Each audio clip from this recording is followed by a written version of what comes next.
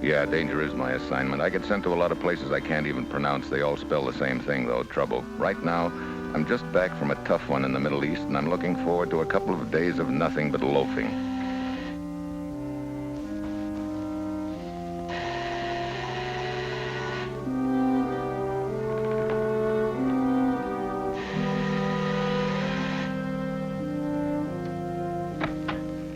Hi, Steve.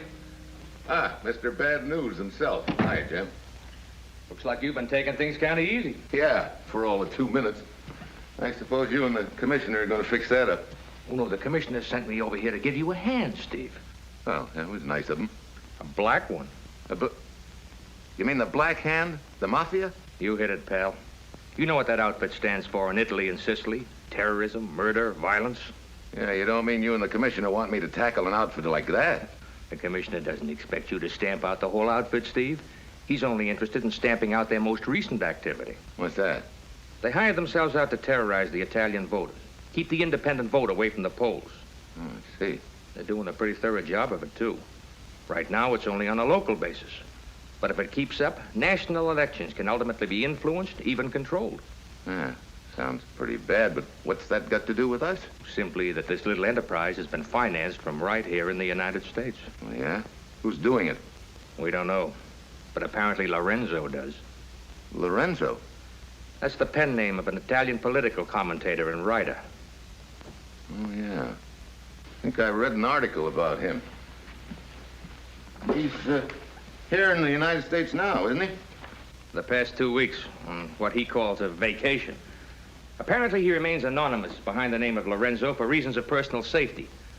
But we happen to know that he's working on this Black Hand affair. And he followed a lead here from Italy, trying to find the names of the men that are financing this operation. How's he doing? Well, we think he succeeded, but he won't tell us. Why not? Remember, he's made a career out of scooping everybody. Now, he leaves for Italy this afternoon. We think that he's going to wait until he gets there and make a headline out of this information. Yeah? Looks like he's asking for trouble. He is. There've been 2 attempts on his life already. Now, we can't force him to reveal this information, and he's welcome to his headlines if he lives to write them. That's where you come in, Steve. Oh. Bodyguard the guy all the way to Italy, huh? Sounds like a tall order. The fact that he doesn't want a bodyguard makes it even taller. You can't let him know that you're on the job. All right. What time does he shove off? His plane leaves at 3 o'clock this afternoon. He arrives at Le Havre tomorrow morning, takes the Rome Express to Italy. That's it, Steve. He's your baby. Good luck. Thanks. And Steve, take it easy, huh?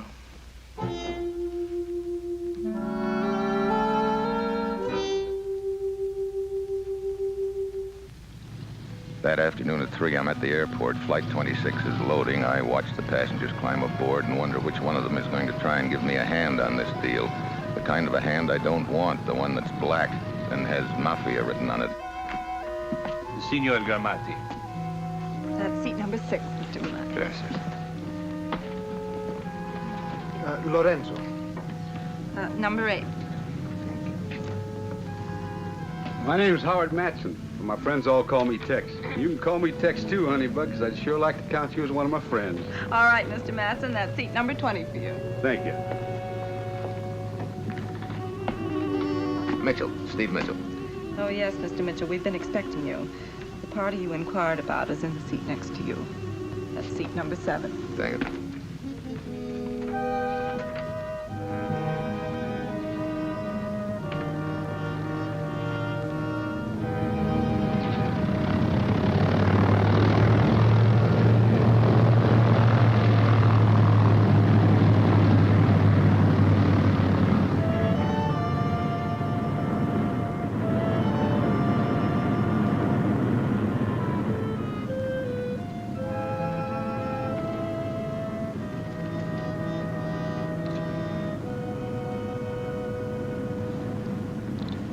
Thank you. Smoke? Thanks. Yeah, that's a new one on me. Oh, they are Italian cigarettes. I prefer American brands, but I don't want to cultivate the habit of smoking, and they are too expensive in Rome. Oh, you're from Rome, huh? Yes. My name is Lorenzo. And you? Steve Mitchell, a New Yorker on a Roman holiday.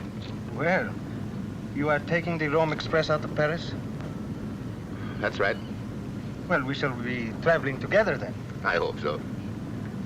Oh, perhaps we can play a little gin rummy to pass the time. Well, thank you, Mr. Lorenzo, but I don't know how to play gin rummy. In fact, I don't know how to play any kind of cards.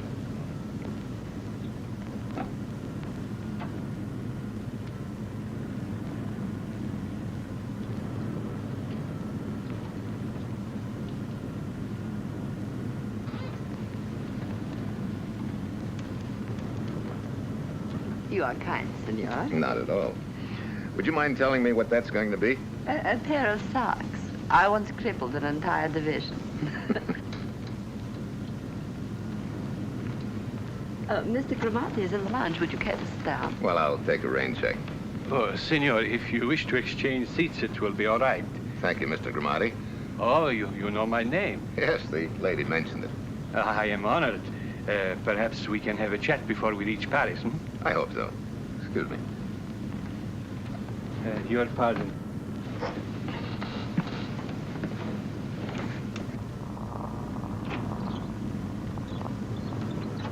Hello, Joe. You want some... Something wrong? No, New York's trying to get through, but I can't read him.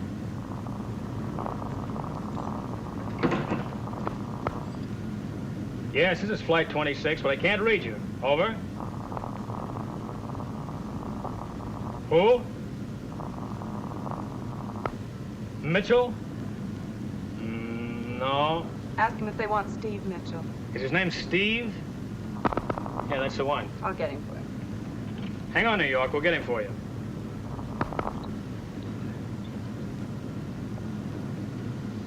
Mr. Mitchell, I have a radio phone call for you. Thank you.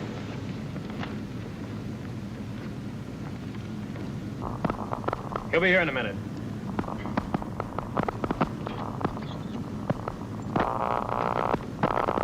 Mr. Mitchell? Yeah. New York wants to talk to you. I can hardly hear what they're saying, but it sounds like some guy named Jim something. Jim Fletcher? It could be. Like I say, the reception's lousy. Flight 26 calling New York, over. Here's Mr. Mitchell. Okay, you're on. Just push to talk, release to listen, and forget the over business. Okay. Hello? Steve? Yeah, Jim? I can hardly hear you. I'll talk a little louder. We just had a flash of a new development on the case. It seems that who's ever after him is on that plane with you. Hey, I can hardly hear him. Can you do something about this thing? Oh, hang on a minute. I'll see if I can clear it. Hold on, Jim. I can hardly hear you. What you say, Steve? Yeah, that's right. Hey, Jim. Okay, can you hear me? Clear as a bell. All right, start from the beginning, will you? I said there was a new development on the case. We're certain that an attempt will be made to kill a certain party before that plane reaches Paris. Any idea who'll make it? Yes, we're almost positive.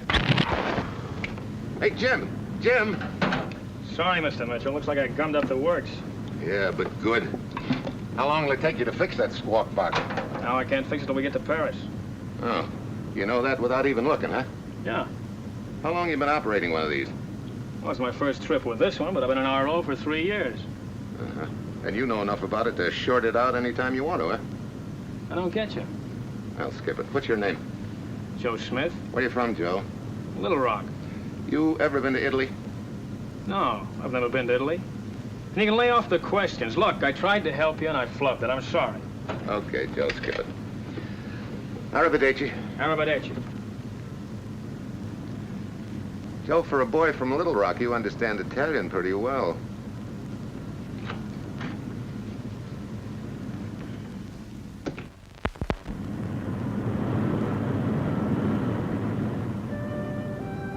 So far, I've gotten a lot of breaks, all bad. I'd have given a lot to hear the next word Jim was going to say. Now, practically everybody on the plane except Lorenzo could qualify as a suspect. It could be Gramati. He's definitely Italian. Then there's his elderly neighbor, but that idea seems pretty far-fetched. Which leaves Joe Smith, who understands Italian and who cut me off intentionally, or otherwise, just when Jim was giving me the name of my boy. Matson, the touring Texan, has nothing to implicate him except his Texas accent keeps slipping. So my suspect list is wide open. I decide to keep my eyes the same way. I'm not worried as long as Lorenzo is beside me, but pretty soon that changes.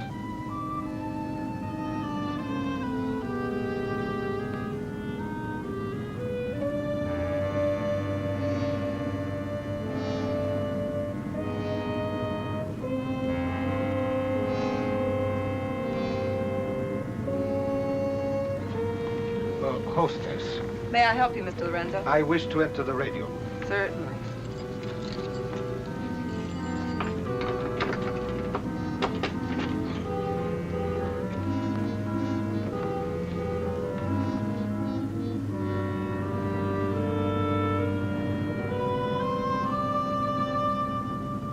You are sure this cannot be repaired in time for me to send a message?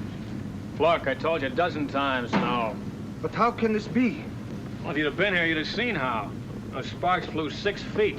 Mr. Mitchell. Oh, he was here. Yeah. Sending a message. No, he was talking to New York. Do you by any chance remember the name of the party? Yeah, it was Jim. Fletcher. Anything else you'd like to know? You will pardon my rudeness. Oh, that's all right, Skip. It wasn't a secret anyway. Did you get your message through? I tried to tell I him. was not sleepy, and since I have made the trip several times, I thought I would come in and talk to the radio operator. Oh, you've made the trip several times, huh? Ever meet Joe here before? No. He is a new one. I see.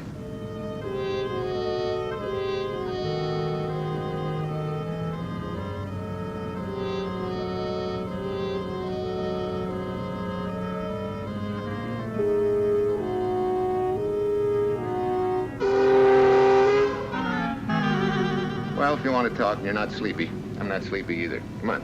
A splendid idea. How about this? Where we won't wake the other passengers. If you don't mind, let us return to our own seats. It is later than I thought, and quite suddenly I am sleepy. All right.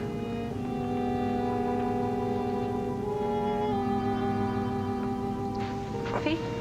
No, thank you. I keep one eye open the rest of the night, but everything seems quiet. By morning, we're over France. Good morning.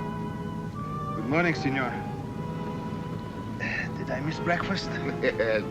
You were sleeping so soundly, I thought I'd not bother you. The steward has said you can ring if you want some now. Oh, a cup of coffee would be nice.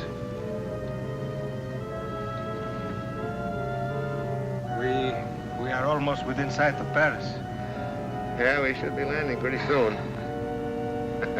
You weren't the only sleepyhead that missed breakfast. Oh? Who else is sleeping? Mr. Gramati. Gramati? Yeah. What's the matter?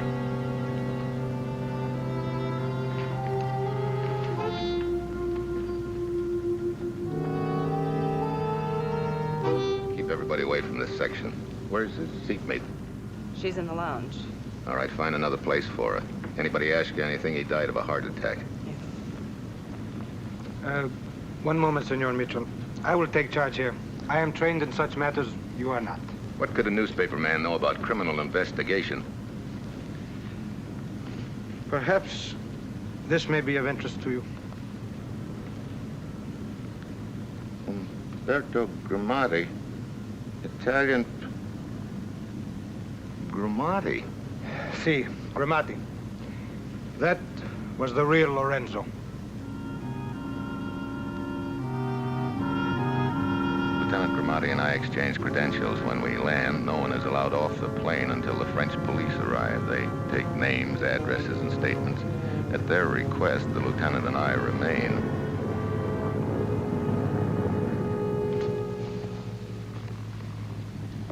In a few minutes, we will go to the Sûreté. By then, the autopsy report will be ready. Hostess, Here's the passenger manifest you asked for. You may go, mademoiselle. Be seated, please. Now, messieurs, would you mind telling me what this is all about? Well, you saw our credentials. Oh, certainement. But why were you both interested in the dead man? Lorenzo was a newspaperman who discovered the identities of the Americans who financed the mafia, the Black Hand, in my country. You were assigned by your government to guard it. See. Why did you not then set beside? He would not permit it. At first, he would not accept any police protection. But then my government decided not to issue him a passport unless he agreed to the exchange of identities. Then why are you here, Monsieur Michel? I wasn't informed of the switch of identities. I was guarding the wrong man. My government should have told you of the change. Our mistake cost him his life. What now, messieurs? This man dies over the ocean. Who has jurisdiction? The French, the Italians, or the Americans? Well, Lieutenant, let's pool it and take it from there. That will not be necessary. If the French police do not apprehend the murderer, we will. Now that Lorenzo is dead, I suppose you will be taking the next plane back to the States. I suppose so. That is the smart thing for you to do. This case is no longer any concern of yours. If there are any further developments, I will take care of them myself. Well, messieurs, Lorenzo was stabbed with a sharp instrument which penetrated the heart. Death was instant. Whoever killed the man was very clever. The court was open when he was stabbed. Then was closed to cover the tiny wound caused by the murder weapon. Our monsieur le docteurs are convinced he was killed with an instrument resembling an ice pick. Thank you, Lieutenant. Senor Mitchell, I'm sorry your trip was so unsuccessful. I hope we shall meet again. Thank you. Now, if you'll excuse me, gentlemen, I must report this to my government immediately.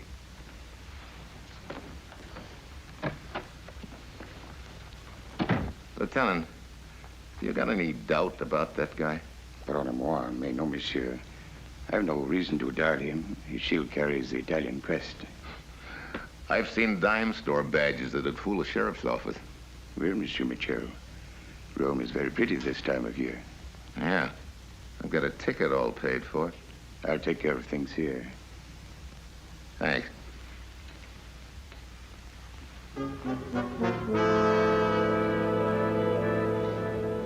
I head for the Paris depot and board the Rome Express. It pulls out around sunset.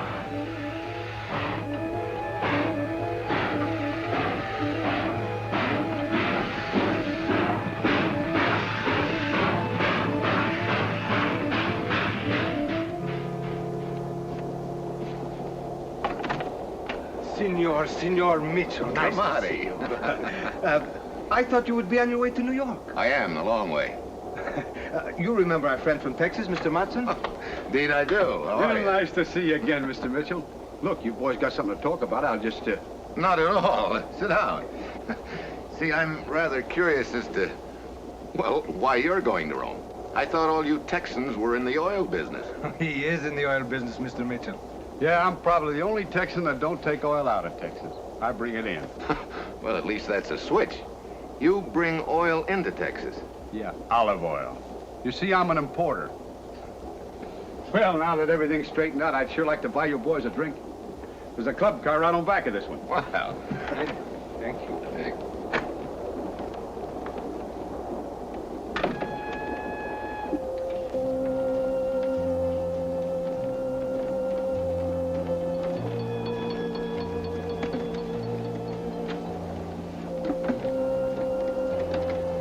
Contessa, this is a pleasant surprise. Well, how nice to see you again. I suppose you've been off on another one of your manhunts. Unfortunately, yes. Countess Todesca, Mr. Mitchell, Mr. Mitchell? Mr. Matson. Mr. Matson? Well, it's about time we made friends, Countess. Here, I got the compartment right next to yours. We're practically neighbors. You know, all my friends call me Tex, and I'd sure like to have you call me Tex, because I like to count How you do you among my do? friends. Would you do us the honor of joining us? Well, thank you so much for your invitation. I'm sure I'd enjoy talking with you gentlemen, but I'm very tired. If you'll excuse me, I think I'll return to my compartment. And if you gentlemen will excuse me, I think I'll escort the Countess back to her compartment.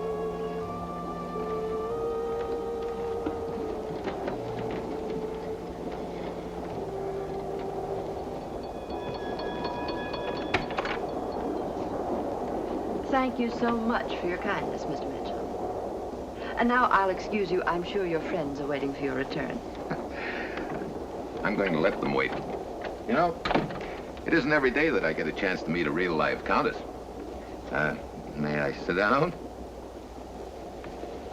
Please do.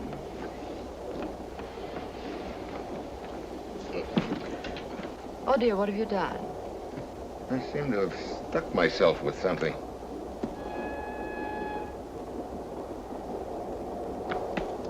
How stupid of me to leave my knitting on the seat. Sit down, Mr. Mitchell. And do not pretend innocence. I know what you're thinking.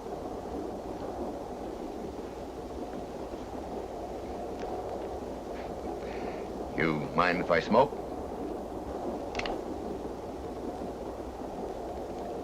On second thought, I don't think I want a cigarette. Please be quiet. Now it is I who must think. You'll never get away with it. This time, Mr. Mitchell, there will be no body as evidence.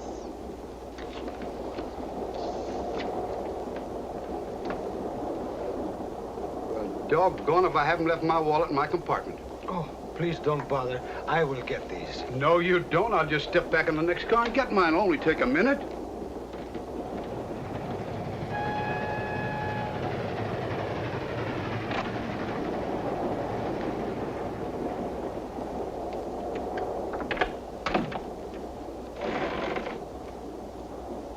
Yeah. This complicates things. What about the Italian policeman? I left him in a club car. Suppose he comes looking for Mr. Mitchell. We can't let him. I'll entertain him until the club car closes. Then after he retires, we'll get rid of Mitchell. Why not right now? No. He knows that Mitchell's here. Would you mind telling me how we'll pass the time until then? Sure. You'll sit as quiet as a mouse. Because if you move, this kid's a regular Annie Oakley. I'd settle for gin rummy. That's it. I'll tell him you're playing gin.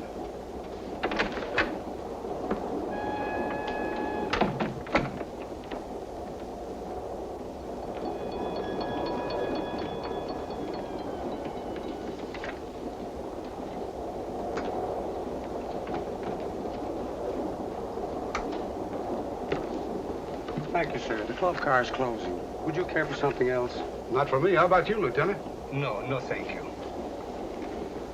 I think I shall find Mr. Mitchell and have one last cigarette with him. I don't think it'd be appreciated, Lieutenant. I think they're enjoying each other's company.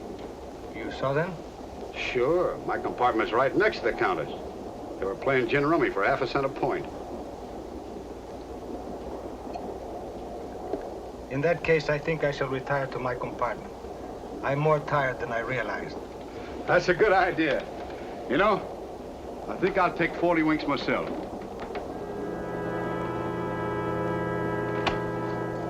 Well? Swallowed it, hook, line, and sinker. Now, as soon as the steward goes by, we'll know the club car's deserted. There's a back door to the club car? Yeah, right behind the steward's pantry.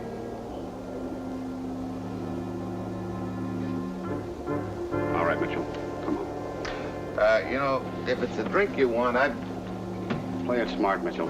Just do as I say.